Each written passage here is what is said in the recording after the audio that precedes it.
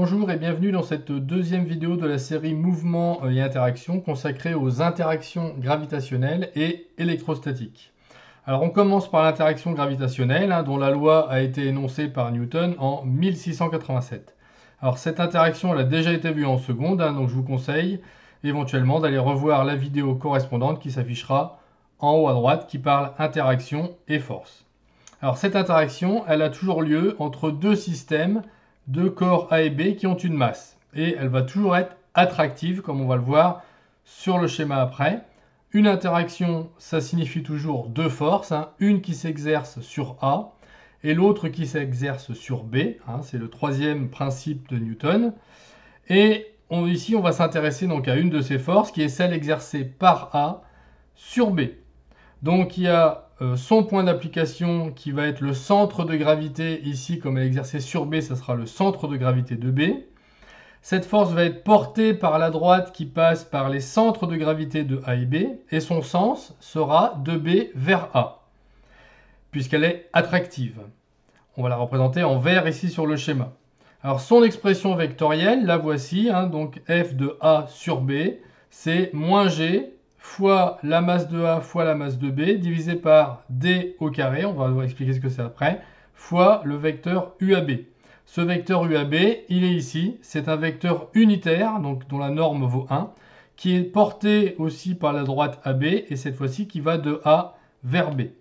Alors, dans cette expression, G est la constante de gravitation universelle qui vaut 6,67 10 puissance moins 11 newton fois mètre carré par kilogramme moins 2. MA et MB sont les masses des deux systèmes en kilogrammes et D représente la distance entre les deux centres des corps en mètres. Alors cette relation nous permet, en laissant tomber le vecteur UAB, de calculer la force qui s'exerce sur B par A par G fois MA fois MB sur D au carré, puisque la valeur d'une force va être toujours positive, donc on enlèvera aussi le signe moins. Alors, à partir de là, on passe à la photo suivante où on va représenter trois forces qui sont exercées par le corps de masse grand M qui est au centre. Ici, c'est la Terre. On peut les écrire comme on l'a vu précédemment, avec D1, la distance qui sépare l'endroit où il y a la masse M1 du centre de grand M. Pareil pour la force qui s'exerce sur la masse M2 et pareil pour la force qui s'exerce sur la masse M3. Donc même relation que tout à l'heure. Alors on peut voir une chose sur ces relations, c'est que si on modifie la valeur de la masse M1, eh bien la relation va rester exactement la même. Si on place une masse par exemple M1 qui vaut 2 fois la valeur de départ au même endroit, eh bien la relation est exactement la même en remplaçant M1 par la valeur qui sera double. Alors à partir de là, eh bien, on va pouvoir écrire la relation sous une autre forme en faisant apparaître ce qu'on appellera le champ créé par la masse grand M, qui est entre parenthèses, et qui peut s'appliquer sur n'importe quelle masse à la place de M1. Vous voyez qu'on peut remplacer le M1 qui est devant. Et on aura la même chose pour les forces appliquées aux endroits où se trouvent M2 et M3. Donc ce champ gravitationnel, il ne dépend pas de la masse qui le subit, mais juste de l'endroit où elle se trouve et de la masse évidemment qui le crée, ici grand M. Et on peut le représenter par des vecteurs, comme on peut le voir ici, on parlera de champ vectoriel. Et on va donner ici par exemple son expression à l'endroit où se trouve la masse M1. Donc G de M1, ça veut juste dire G à l'endroit où se trouve la masse M1, ici pour le schéma. On peut faire de même en tout point et on aura alors une cartographie du champ gravitationnel. On peut aussi tracer ce qu'on appelle des lignes de champ, on en a représenté quelques-unes ici en pointillés rouges, qui sont tangentes en tout point au champ. Alors on va regarder maintenant l'interaction électrostatique. Alors elle a été exprimée par Coulomb en 1785, soit près d'un siècle plus tard. On l'a vu dans la vidéo précédente, il y a deux types de charges que l'on a nommées positives et négatives. Des charges de même signe se repoussent, comme on peut le voir sur les schémas là, et des charges opposées s'attirent.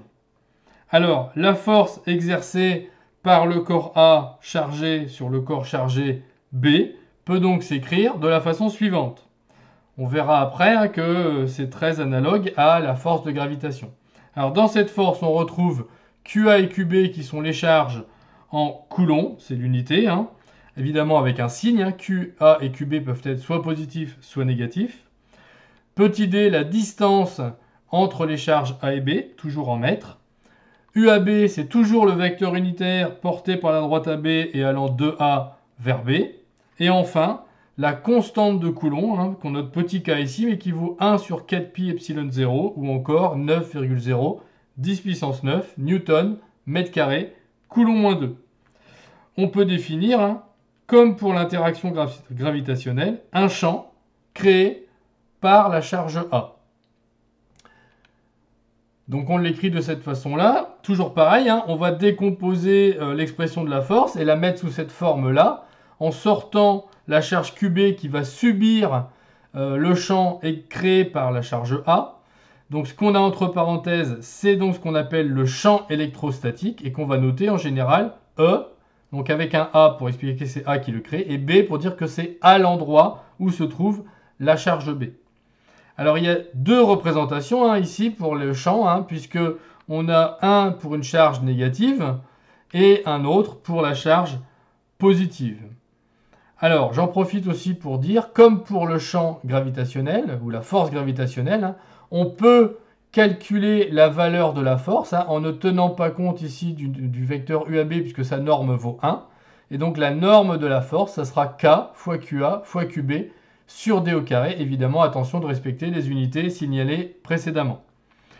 Alors, on compare justement, on pourrait aussi tracer évidemment les lignes de champ qui sont toujours hein, de la même façon tangentes au champ E qu'on va voir dans la suite.